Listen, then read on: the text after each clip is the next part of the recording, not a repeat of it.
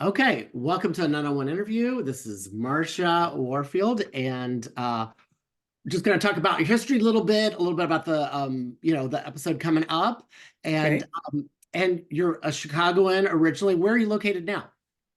I live in Vegas now. Well, I live between Vegas and Los Angeles, so I go back and forth.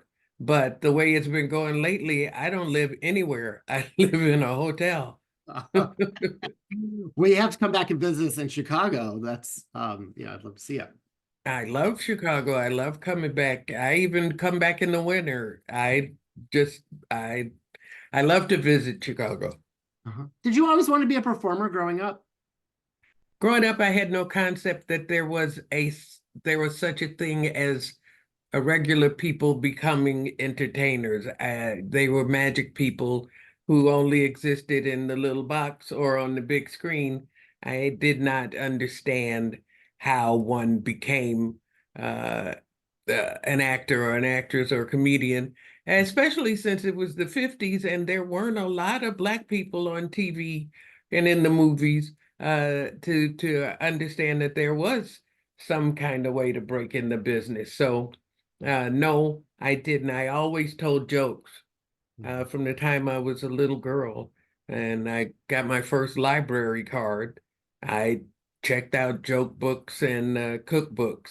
That was my thing. And so, as a little girl, 5 years old, I learned how to make a hamburger and how to do knock knock. Okay, very good. Did now looking back at Night Court after all this time, did I mean, could you have imagined that it would be still going these days and the gift that keeps giving? Had no idea Night Court the Resurrection would be a thing. I thought it was a closed chapter. Um, I don't think anybody uh, imagined that they'll be back on the set of an iconic show or movie doing it again, unless it's like Marvel or something, Mhm. I never, yeah, I'm sorry, that was my phone making noise. But it never crossed my mind. Even once the reboot was announced, it never crossed my mind. Mhm. What ways are you alike to Roz, and which ways are you very different? I am Roz as I see her. Uh, I am Marsha as I see her. I am Roz as other people see me. They write Roz. They look at me, I guess, or whatever, or come to some concept in their head, and they write this character, and I try to embody her. I think we're the same age and the same height and weight and all that kind of stuff. But as far as personalities, yeah, we have some commonality, but then others that we don't. I hope I'm not as caustic as Ross can be.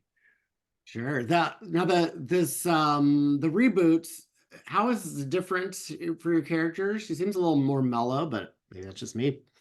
What do you I think? don't know if Roz is mellow. She's not doing a tough job. We haven't seen her as a PI. We only see her in more human situations, more personal situations.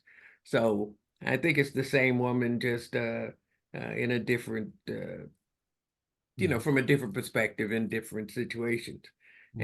And I'm looking forward to discovering who she is and where she goes after she gets married. Mhm. Yeah, so talk about the season finale, whatever you can say, and this will come out next week, so be fun. Well, yes, it's coming out, what, March 26th? Mhm. Um, and I get to get married in the courthouse. Mhm. And it's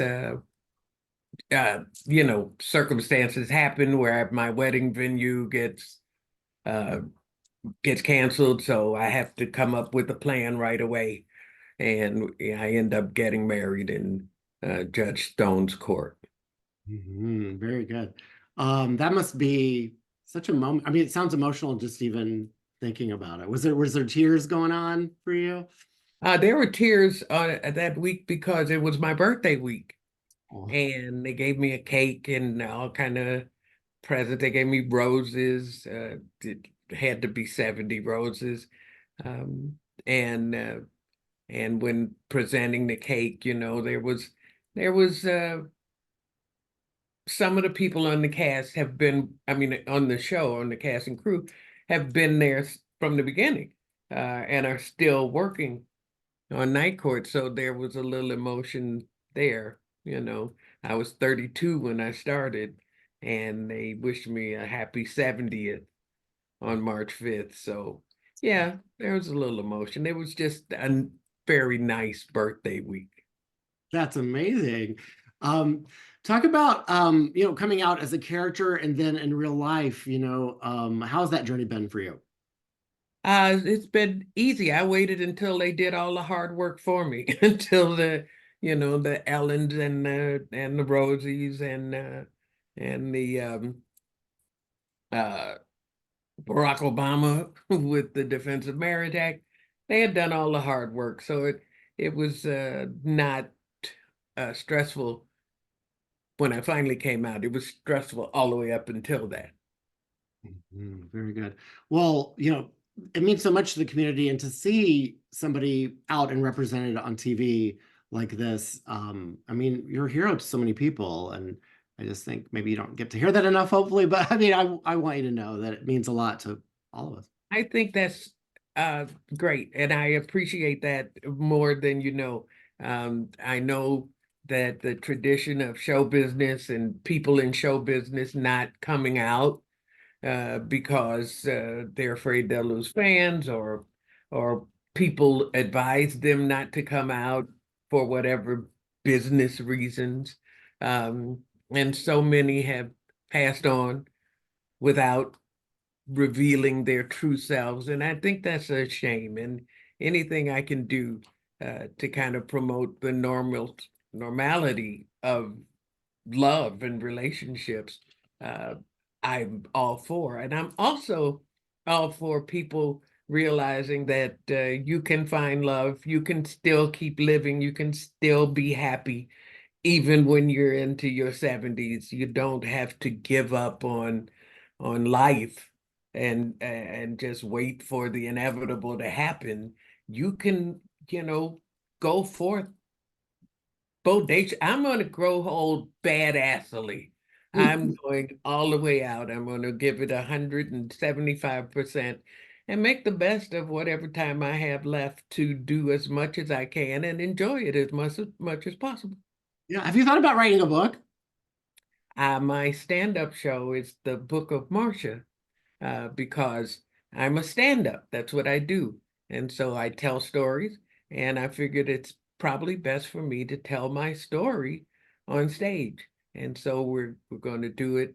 Um, we're going to do it um, May 6th at Netflix as a joke. And I'm going to present it, and I'm also preparing it for a one-woman show somewhere down the line. Oh my gosh, how great. I will be there. When you're in Chicago, I will definitely come out and support you. And um, that just means a lot. And I was going to ask you, yeah, if you're doing more stand up around. So I look forward to Yeah, that. next week I'll be in Vegas at the Comedy Cellar. I did a set at the Comedy Cellar here in New York last night, and I did the First Ladies of Disco, um, hosted that show last weekend in Boston, which is a great show, and everybody should see it if it comes to your town.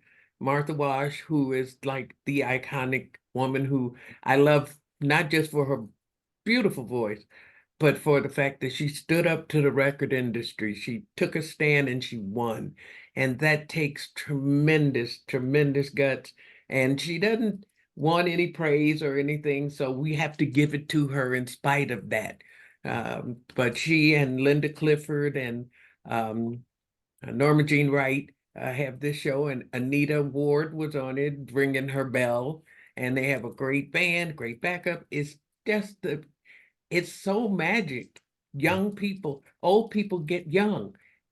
Uh, For that time that those women are on stage, they're up dancing from the first note to the last. it's just a wonderful show, and I'm real happy to be a part of that. Yeah, and I've interviewed Linda and Martha and all that. I mean, they're big supporters of the LGBT community. So Yeah. I appreciate them, and it's been such an honor to meet you virtually. And when you come in town, I'll always support you. I just want to say, Marsha, and Thank you, and let me know when you're there so we can say hi. I appreciate you. absolutely. Well, safe travels to you, and we'll see you soon. Good luck on the finale, and keep on going. All It's right. the best Night Court episode ever because I'm in it all the way through. I love it. I love it. Okay. Well, thank you so much for your time today, and we'll see you soon in Chicago. Thank you. Okay. Have a good day. You too. Thanks. Bye.